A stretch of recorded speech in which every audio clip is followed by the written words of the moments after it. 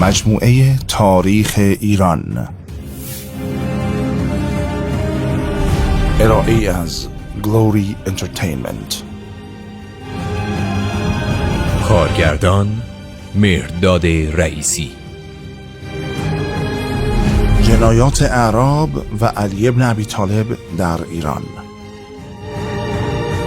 قسمت اول.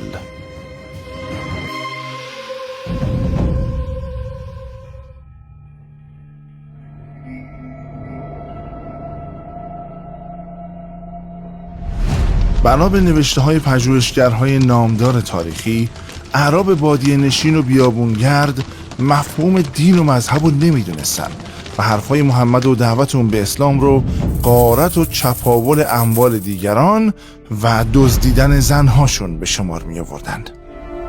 به همین دلیل بود که بعد از مرگ محمد بسیاری از اعراب از اسلام برگشتند و ابوبکر جانشین محمد به وسیله راه انداختن جنگ‌های رده و خونریزی‌های بسیار ستمگرانه اونها رو به اسلام بازگردوند.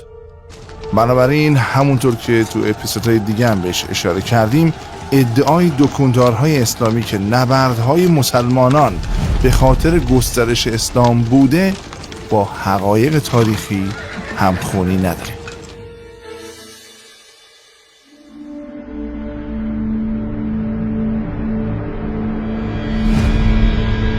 اغلب نویسنده ها و پژوهشگرهای تاریخ با روش‌های مشابه هم سعی کردن حقایق تاریخی رو نگن تا بتونن امنیت اجتماعی و احتمالاً سیاسی خودشون رو تضمین کنن. به عنوان مثال دکتر محمد محمدی ملایری کنار اسم محمد از صلی الله و کنار اسامی امام ها از علیه السلام استفاده کرده و تو کتابش هم روش جنگ اعراب رو از دوران پیامبر به بعد متفاوت بیان کرده. یعنی گفته این مواردی که اشاره میکنیم مربوط به دوران محمد نمیشه، بعد از محمد به این شیوه اعراب جنگ میکردن. در صورتی که طبق تاریخ بسیار واضحه که جنگ بدر که تو سال دوم هجری قمری مصادف با 624 میلادی انجام شده به خاطر کاروانزنی های محمد بود. یا مثلا تو سال هفتم هجری قمری برابر با سپتامبر 628 میلادی حمله به خیبر کاملا پنهانی و غافلگیرانه بوده، طوری که یهودی‌ها یه روز صبح وقتی که با وسایل کشاورزی از خونه میان بیرون که به کارهای روزمرهشون برسن میبینن شهر تو محاصره محمد و سربازاشه.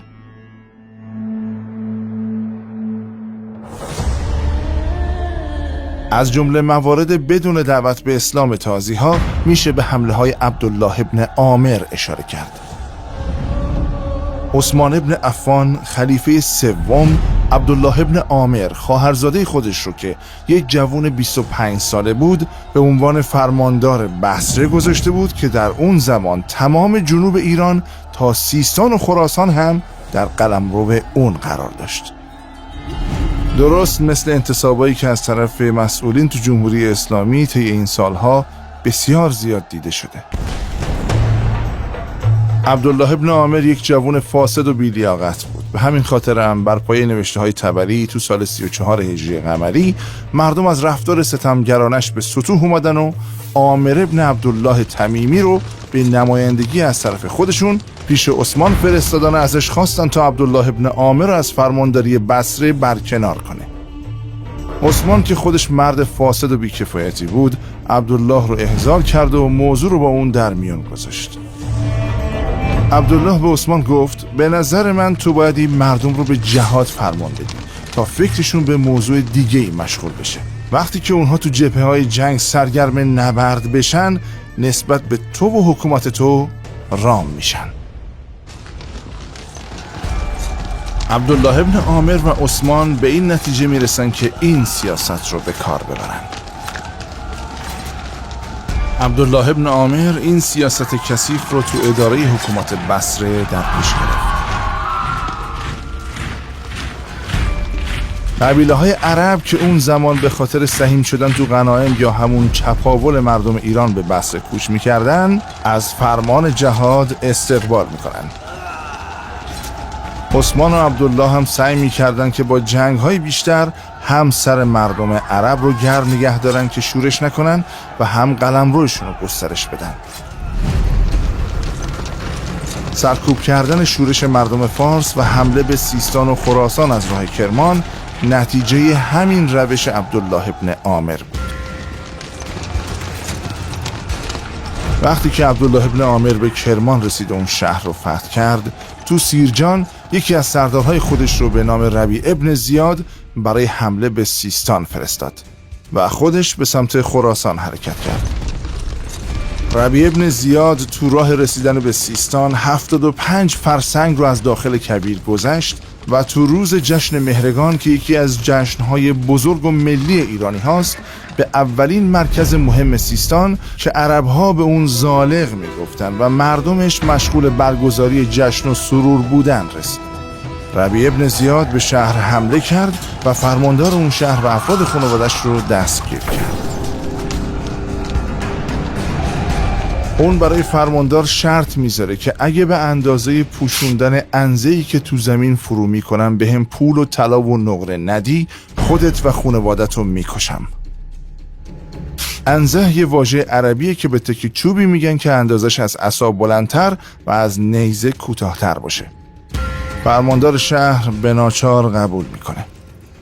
اونطوری که یاقوت تو کتاب معجم البلدان نوشته، شهر زالق کاخها و دژهای پرثروتی داشته. ربیع ابن زیاد هم همه رو تصرف میکنه و 10,000 نفر از مردم رو هم به اسارت میگیره.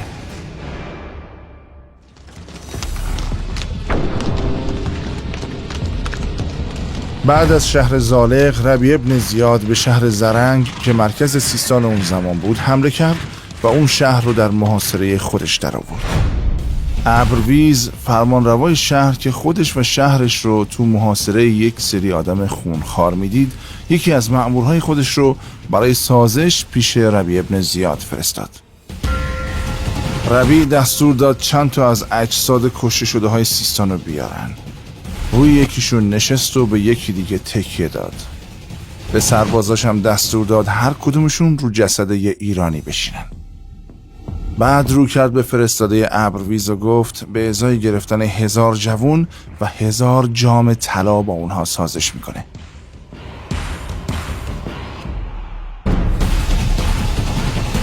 فرستاده فرماندار پیشش برمیگرده و با وحشت جریان رو توضیح میده.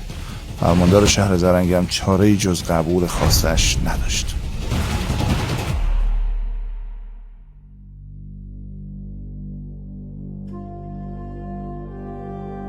ملایری می نویسه ربیع ابن زیاد رو هم رفته 40,000 نفر از مردم شهر زرنگ رو اسیر گرفت.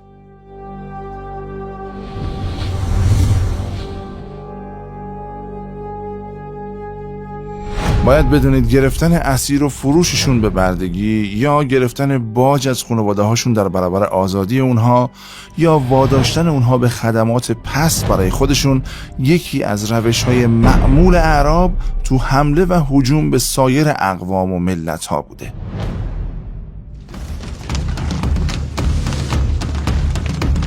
توافق و سازش بین ابرویز فرماندار شهر زرنگ و ربیع ابن زیاد خیلی طول نکشید، چون ربیع ابن زیاد فقط 2 سال تو سیستان موند و بعد از اون عبدالله ابن عامر کس دیگه‌ای به اسم عبدالرحمن ابن سمره رو به فرمانداری سیستان انتخاب کرد.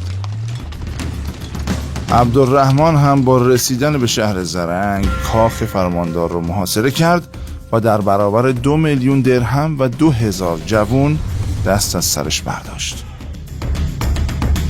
تاریخ نویسان نوشتن غنایمی که عبدالرحمن ابن سمره از سیستان به دست آورد انقدر بود که به هر کدوم از سربازاش که 8000 نفر بودن 4000 درهم رسید.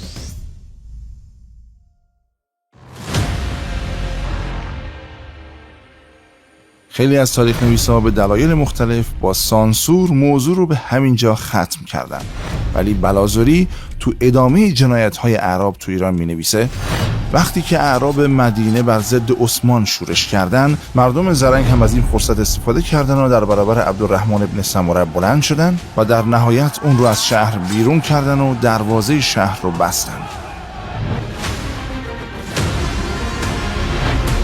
و این موقعی بود که علی ابن ابی طالب بعد از کشته شدن عثمان تو سال 35 هجری قمری برابر با 656 میلادی به خلافت رسیده بود.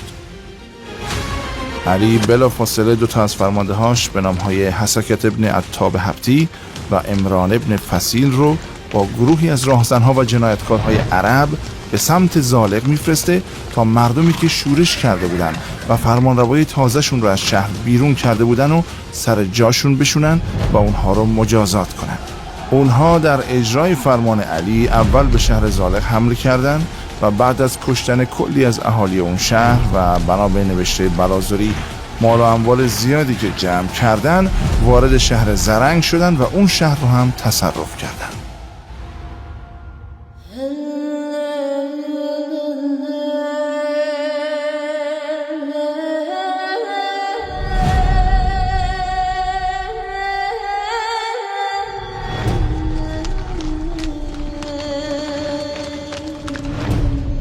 بلازری شعر یکی از شاعرای عرب رو در این باره تو کتابش آورده که گفته: بشارت ده سجستان را به گرسنگی و جنگ و به آمدن ابن فسیل و راهزنان عرب که نه از جنگ و خونریزی سیریشان بود و نه از زر و سیم و پول و مال و منال.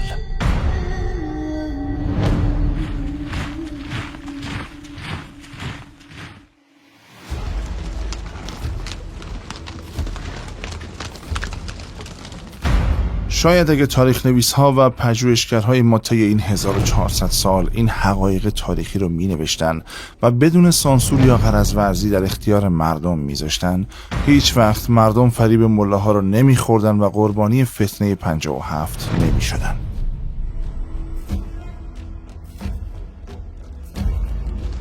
شاید اگه بلازری هم یه نویسنده غیر ایرانی نبود، مثل نویسنده های ایرانی از نوشتن و شرح جنایت های علی ابن ابی طالب در ایران خودداری میکرد.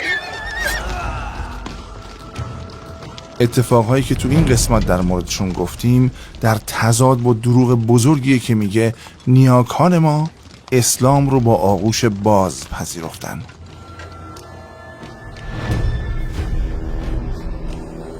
اقدامی که علی ابن ابی طالب بنا به نوشته بلازری در فرستادن گروهی راهزن و تازی برای سرکوب کردن شورش مردم سیستان انجام داده، یکی از جنایت‌های اون بر ضد ایرانی‌هایی بوده که متاسفانه بچه هاشون از روی بی اطلاعی و قالبای مغزی که از قبل براشون ساختن اون رو رهبر مذهبی خودشون و الگوی مردونگی و انسانیت میدونن.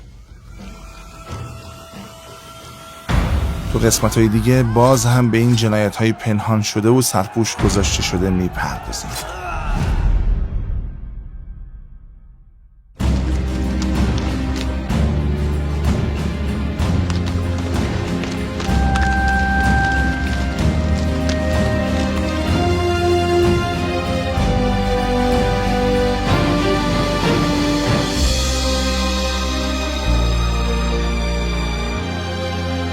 ملتی که تاریخ خود را ندونه محکوم به تکرارشه. برای اطلاع از ویدیوهای بیشتر در این زمینه و برنامه‌های دیگه پیشنهاد میکنیم کانال یوتیوب گلوری رو سابسکرایب کرده و زنگوله نوتیفیکیشن رو روشن کنید.